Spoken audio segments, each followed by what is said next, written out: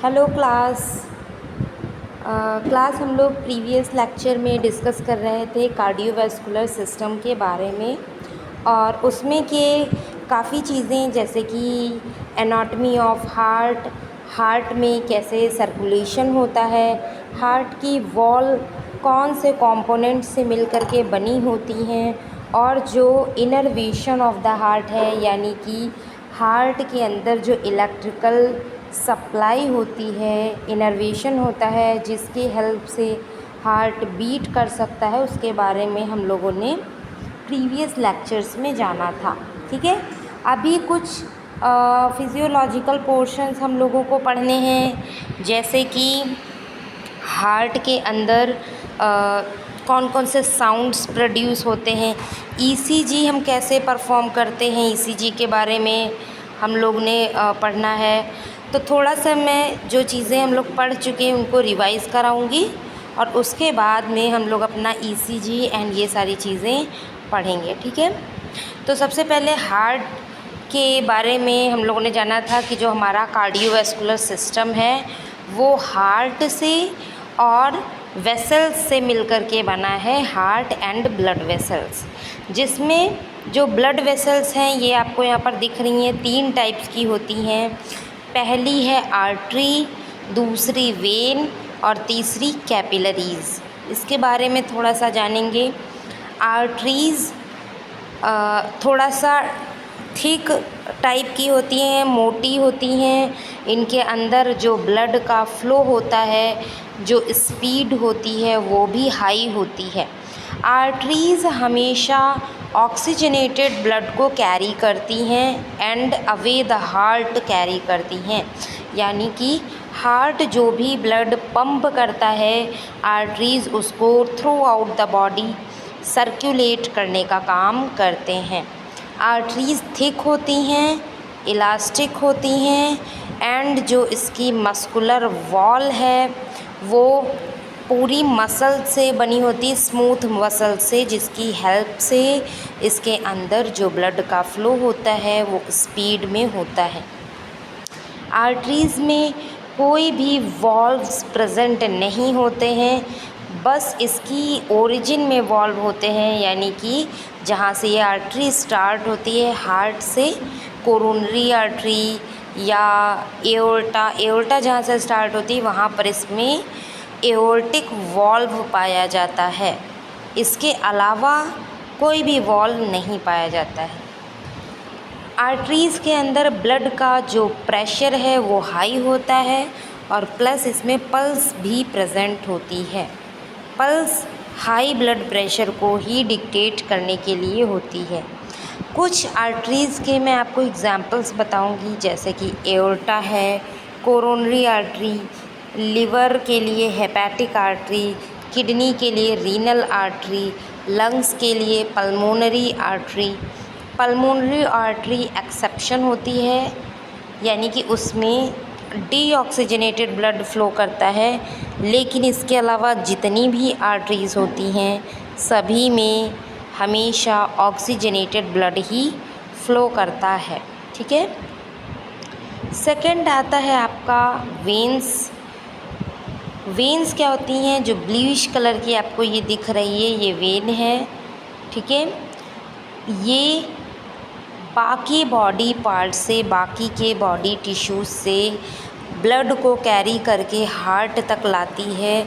इसकी वॉल थोड़ा सा पतली होती हैं, क्योंकि इसके ऊपर जो मसल्स का डिस्ट्रीब्यूशन है वो लेस होता है, काफ़ी कम होता है। इसके अंदर वॉल्स भी प्रेजेंट होते हैं, आप इमेज में देख पा रहे होंगे। यहाँ पर देखिए वॉल्स भी आपको दिख रहे हैं इसके ल्यूमेन के अंदर। रीज़न इसका क्या है?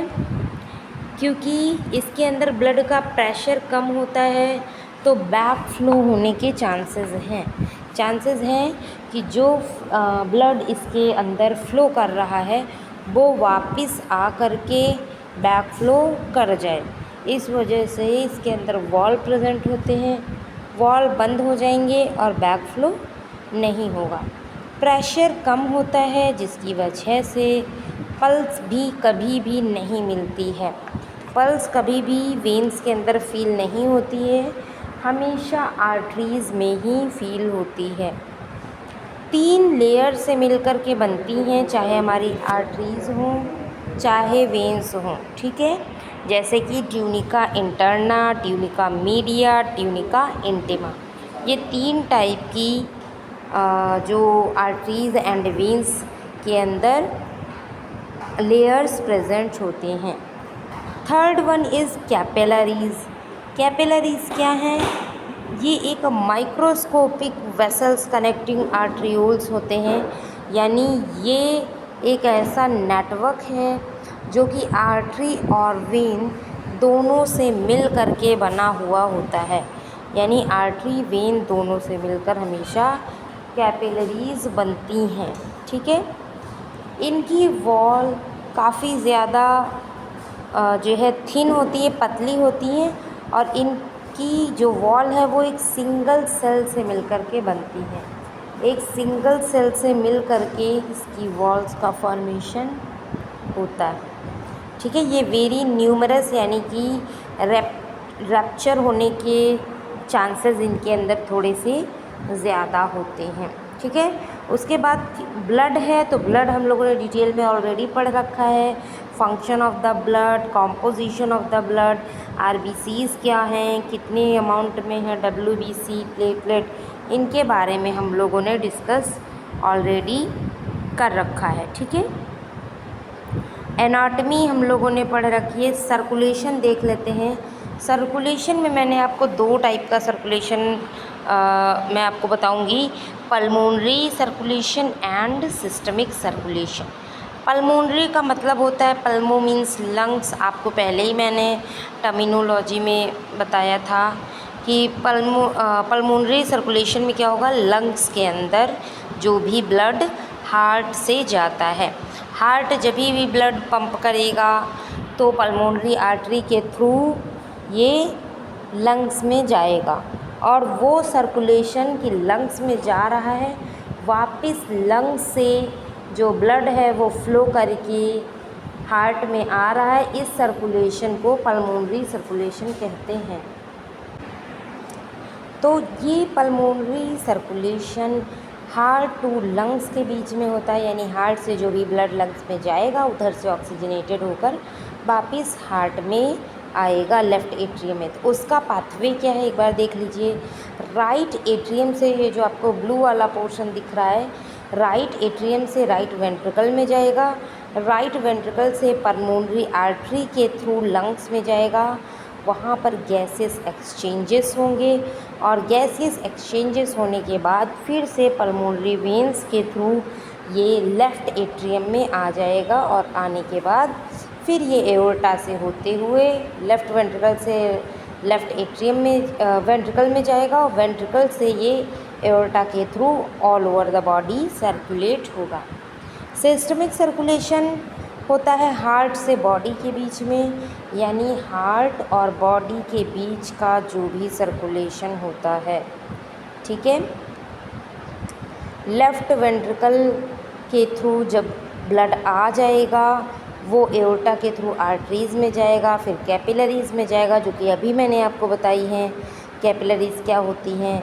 वहाँ जाके गैसेस एक्सचेंज होगा, वेन्स के through superior and inferior vena cava के थ्रू ये जो ब्लड है वो फिर से हार्ट में आएगा, और राइट एट्रियम से राइट वेंट्रिकल से फिर से लंग्स में जाएगा। तो इस तरीके से एक सर्कल के फॉर्म में ये चलता रहता है। बाकी पार्ट ऑफ द हार्ट में मैंने आपको बताया था 4 चैम्बर हैं, RA, RV, LA, LV, right atrium, right ventricle, इसी तरह लेफ़्ट एट्रियम एंड वेंट्रिकल, ठीक है, 4 होंगे। वॉल होंगे 4 टाइप के। ट्राइकस्पिड वॉल प्रेजेंट होता है राइट एट्रियम राइट वेंट्रिकल के बीच में। पल्मोनरी वॉल प्रेजेंट होता है right ventricle and pulmonary artery के बीच में। मिट्रल वॉल्व या bicuspid valve left atrium left ventricle के बीच में प्रेजेंट होता है। Aortic valve left ventricle and aorta के बीच में प्रेजेंट रहता है। तो ये नॉर्मली इस तरीके से काम करता है। बाकी ब्लड वगैरह हमने पढ़ा है। उसके अलावा हम लोग पढ़ रहे थे ईसीजी, इलेक्ट्रोकार्डियोग्राम। ये रिप्रेजेंट किया जाता है ग्राफ के थ्रू, ये भी मैंने आपको बताया था। ठीक है, इलेक्ट्रिकल साइकिल के फॉर्म में ये बनता है, एक वेव बनती है इस तरीके से आपके वेव्स बनती हैं, P wave, QRS complex and T wave. 3 type से फॉर्म होता है, यहाँ पर मैंने आपको बताया था। तो एक एक वेव अब हम लोग पढ़ेंगे। ठीक है, पी वेव में पी वेव क्या करता है, आर्टेरियल डीपोलराइजेशन यानी इलेक्ट्रिकल एक्टिवेशन ऑफ एट्रिया। यानी जब भी एट्रिया में डीपोलराइजेशन होगा, उसमें ब्लड के फ्लो में चेंजेस आएंगे, उस टाइम पर ये कर्व बनता है, स्मॉल है, राउंडेड है, ऊपर की दिशा में उठा हुआ होगा। 0.08 से लेके 0.12 सेकेंड्स के लिए बनता है। ठीक है, अब उसके बाद में ये कब एब्सेंट होगा और कब ये इनलार्ज होगा, इसकी बात हम लोगों ने किया था। एब्सेंट पी वेव कब होती है, जब एट्रियल फाइब्रिलेशन हो, यानी हमारे जो एट्रियम्स हों उनमें फाइब्रस टिश्यू का डिपोजिशन हो जाए, फाइब्रस टिश्यू डिपॉजिट हो जाए। इनलार्ज कब हो जाएगी वेव, ये एट्रियल इनलार्जमेंट के लिए ये सजेस्ट करती है एट्रियल इनलार्जमेंट को, यानी जब हमारे एट्रियम्स का साइज़ थोड़ा सा बड़ा हो जाए, हाइपरट्रॉफी की कंडीशन कॉज हो जाए, उस कंडीशन में ये इनलार्ज टाइप का दिखेगा। नेक्स्ट हम लोग को पढ़ना है क्यूआरएस कॉम्प्लेक्स। क्यूआरएस कॉम्प्लेक्स कई चीज़ों का कॉम्प्लेक्स होता है। यहाँ पर आप इमेज देखिए क्यूआरएस कॉम्प्लेक्स आप देख रहे होंगे, कोई एक वेव नहीं है। पी वेव तो समझ में आ रहा है कि ठीक है, वो छोटा सा कर्व टाइप का उठा हुआ है और वो दिखा रहा है एट्रियम्स के फाइब्रिलेशन को या एट्रियम्स की एक्टिविटी को। लेकिन जो क्यूआरएस कॉम्प्लेक्स है, इसका नाम कॉम्प्लेक्स इसीलिए है क्योंकि इसमें आप कई सारी चीज़ें देखेंगे। एक सेकेंड, मैं आपको बताती हूँ।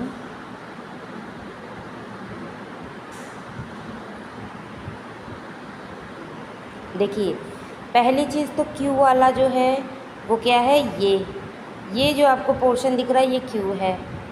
इस वेव को, ये जो ऊपर की तरफ उठा हुआ है, इस पूरे का नाम क्या है, आर। फिर जब ये वेव निगेटिव पोल में जाएगी यानी नीचे की तरफ जाएगी तो ये बनाएगा एस। यानी इस टोटल पूरे को मिला करके हम क्या नाम दे देंगे, क्यू आर एस कॉम्प्लेक्स। तो यहाँ पर 3 टाइप की वेव होंगी, एक बार नीचे जाएगा क्यू, आर ऊपर जाएगा, एस फिर से नीचे वापस आएगा।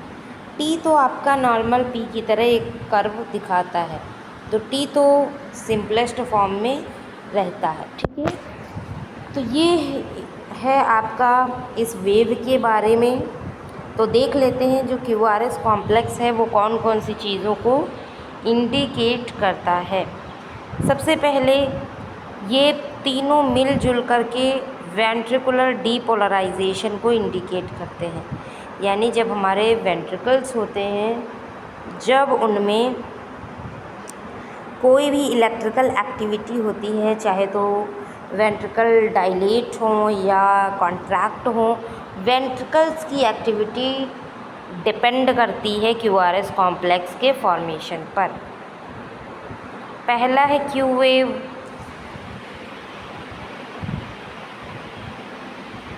पहला क्या है इसकी, क्यू वेव, ये डाउनवर्ड डिफ्लेक्शन कराता है। उसके बाद आर है वो अपवर्ड डिफ्लेक्शन कराता है।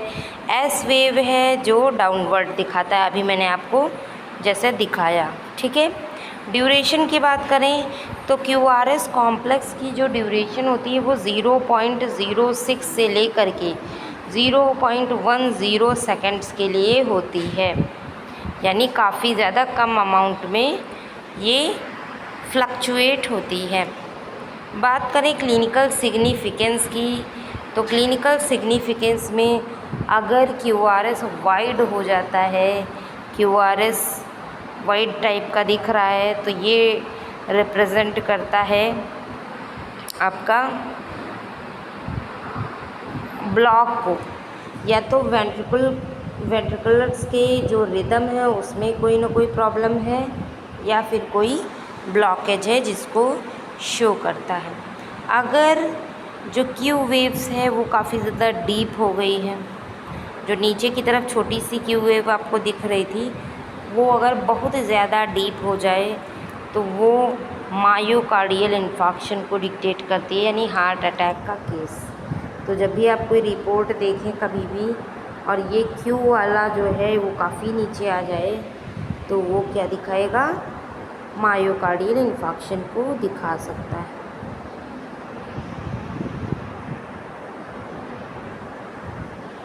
इसके बाद में लास्ट वेव जो हमारी बनती है, last wave of the ECG, वो होती है आपकी टी वेव। टी वेव क्या होता है, ये रिप्रेजेंट करता है वेंट्रिकुलर रीपोलराइजेशन को, यानी जब वेंट्रिकल्स दोबारा से अपने एक नॉर्मल शेप में आ जाए। देखो जो क्यूआरएस कॉम्प्लेक्स है वो कॉन्ट्रैक्शन दिखा रहा था, वेंट्रिकल्स का कॉन्ट्रैक्शन, जब हमारे जो वेंट्रिकल्स हैं वो कॉन्ट्रैक्ट हो रहे थे। टी वेव क्या दिखाता है, हमारे जो प्रॉपर अमाउंट में कॉन्ट्रैक्शन होने के बाद हमारे वेंट्रिकल्स फिर से रिलैक्स हो जाएं, दोबारा से रिलैक्सेशन कंडीशन में आ जाएं, तो उसको टी वेव के थ्रू हम लोग डिक्टेट करते हैं। तो टी वेव मेनली आपकी वेंट्रिकुलर रीपोलराइजेशन को दिखाती है, इसी को रिकवरी फेज़ कहते हैं, यानी इसमें इसके बाद में जो हार्ट है वो थोड़ी देर के लिए रेस्टिंग पोजीशन में आता है। नॉर्मल कैरेक्टरिस्टिक्स क्या हैं, ये नॉर्मली अपराइट पोजीशन में होती है, ठीक है, ऊपर की तरफ यानी कि, ठीक है, एसिमेट्रिकल और राउंडेड सी होती है, यानी थोड़ा सा कर्वेचर इसका चेंज रहता है, एक पूरी सिमेट्री अच्छे से नहीं दिखाती है। इसके क्लिनिकल सिग्निफिकेंस की बात करते हैं, ठीक है। अगर टी वेव उल्टा हो जाए, यानी टी वेव नीचे की तरफ हो जाए, ऊपर की तरफ थी, अगर टी वेव नीचे की तरफ हो जाए तो इसका मतलब है कि हार्ट में इस्कीमिया है या फिर पहले से हार्ट में कभी तो हार्ट अटैक आ चुका है। दिखाएगी ये भी हार्ट अटैक को ही, बट ये प्रीवियस हार्ट अटैक को दिखाएगी।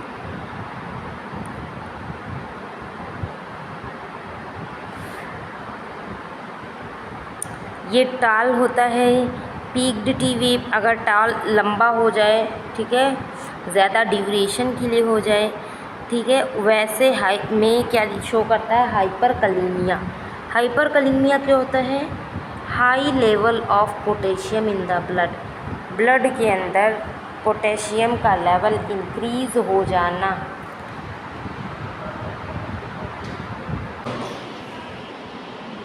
तो नॉर्मली जो आपका टी वेव इन्वर्ट हो जाए या फिर उल्टा हो जाए या फिर टॉल हो जाए तो इन सब के कुछ ना कुछ प्रॉब्लम्स होते हैं, कुछ ना कुछ हेल्थ कंडीशंस होती हैं जिनके अंदर इन वेव्स में हमको चेंजमेंट देखने को मिलता है। तो मैं बात कर रही थी, अगर टी वेव जो है टॉल हो जाए, पीक्ड हो जाए, तो वो हाइपरकैलेमिया। हाइपरकैलेमिया का मतलब होता है high potassium level in the blood, blood के अंदर पोटेशियम काफ़ी ज़्यादा अमाउंट में हो जाए। तो पोटेशियम जब भी ज़्यादा होता है तो हमेशा वो हार्ट को ही इफ़ेक्ट करता है, क्योंकि पोटेशियम जो है मेनली रिस्पॉन्सिबल हार्ट के लिए होता है। हार्ट के अंदर जो भी एक्टिविटीज़, इलेक्ट्रिकल एक्टिविटीज़ हो रही होती हैं वो सभी पोटेशियम एंड सोडियम लेवल के इन्फ्लुएंस के थ्रू होती हैं, यानी वो इसको मैनेज करता है। तो अगर इसमें कोई चेंजमेंट या इस तरह की चीज़ें देखने को मिलती हैं तो वो सीधा हार्ट पे असर डालता है। इसलिए पोटेशियम का लेवल जब भी बढ़ता है तो हार्ट में टी वेव क्या हो जाती है, टॉल हो जाती है। अब वेव्स की तो हम लोग ने बात कर ली, लेकिन हम लोग कुछ इंटरवल्स की भी बात करेंगे। इंटरवल्स जैसे कि वेव्स के बीच में जो खाली जगह प्रेजेंट है, जो जहाँ पर कुछ नहीं हो रहा है, जैसे आप इस इमेज में अगर आप देखो, ईसीजी की इमेज में तो आपको कुछ ऐसी स्पेसेस भी देखने को मिलेंगी जहाँ पर सीधी रेखा है। ये पी के बाद क्यू से के बीच में एक इंटरवल दिया गया है, एस के बाद एस वेव जहाँ ख़त्म हुई, टी जहाँ शुरू हुई वहाँ पे एस टी सेगमेंट दिया गया है। तो इस तरीके की आपके बीच बीच में कुछ इंटरवल्स हैं, उनका क्या सिग्निफिकेंस है इसके बारे में भी हम लोग जानेंगे। तो बात करते हैं हम लोग पी आर इंटरवल के बारे में। पी आर इंटरवल क्या होता है? ये रिप्रेजेंट करता है एट्रियल डीपोलराइजेशन में एंड वेंट्रिकल डीपोलराइजेशन के लिए, यानी इस दौरान जो नॉर्मली हार्ट के एट्रियम्स एंड वेंट्रिकल्स हैं वो डीपोलराइज होते हैं, यानी कि कॉन्ट्रैक्ट होते हैं, कॉन्ट्रैक्शन स्टार्ट होता है। तो इसका नॉर्मल ड्यूरेशन 1.12 से लेके 0.12 से लेकर 0.20 सेकंड के लिए होता है। शॉर्ट अगर हो रहा है, पी आर इंटरवल अगर घट रहा है, तो इसका मतलब है किसी को प्री एक्साइटेशन सिंड्रोम है, जिसको हम वॉल्फ पार्किंसंस वाइट सिंड्रोम बोलते हैं। इसमें क्या होता है? इसमें हार्ट की बीटिंग फास्ट होती है नॉर्मल इंसान के कंपैरिजन में। जैसे एक नॉर्मल ह्यूमन बीइंग है, उसका हार्ट 1 मिनट के अंदर 72 टाइम्स बीट करता है, बट यहाँ पर जो पेशेंट होंगे उसका हार्ट फटाफट तेज़ी के साथ बीट करेगा। ठीक है। इसके अलावा इसका क्लिनिकल सिग्निफिकेंस क्या हो सकता है? प्रोलॉन्ग्ड है, अगर पी आर इंटरवल बढ़ रहा है तो ये हार्ट ब्लॉक का कंडीशन हो सकता है। हार्ट ब्लॉक के केसेस में भी पी आर इंटरवल इंक्रीज़ होता है। ठीक है। उसके बाद एस टी सेगमेंट की बात करें, क्यू आर एस के बाद और टी के बाद जो बीच में गैप बचा था उसको एस टी सेगमेंट बोलते हैं। उसमें क्या क्या चेंजेस होते हैं? ये वेंट्रिकुलर डीपोलराइजेशन एंड रीपोलराइजेशन के बीच का जगह होता है। इसके नॉर्मल जो कैरेक्टरिस्टिक्स होते हैं वो आइसोलेट्रिक होते हैं, यानी कि फ्लैट, पूरा फ्लैट दिखता है। क्या शो करता है?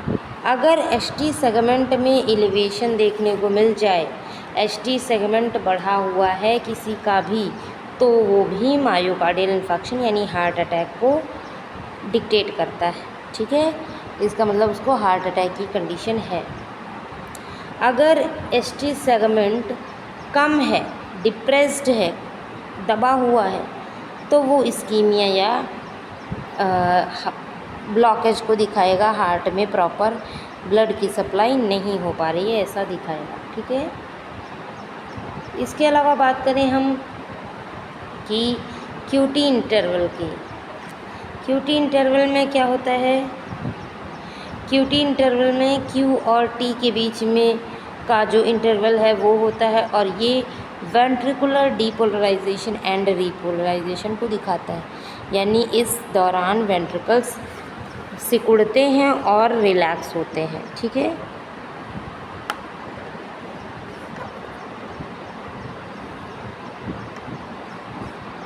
इसके अलावा नॉर्मल जो ड्यूरेशन होता है वो वैरी करता है अकॉर्डिंग टू हार्ट रेट। किसका हार्ट रेट फास्ट है, किसका हार्ट रेट कम है। स्पीड हार्ट की, क्योंकि मेल फीमेल में जो हार्ट की बीट करने की स्पीड होती है वो थोड़ा सा वैरी करती है, तो इस पर भी क्यूटी इंटरवल क्या करता है? डिपेंड करता है।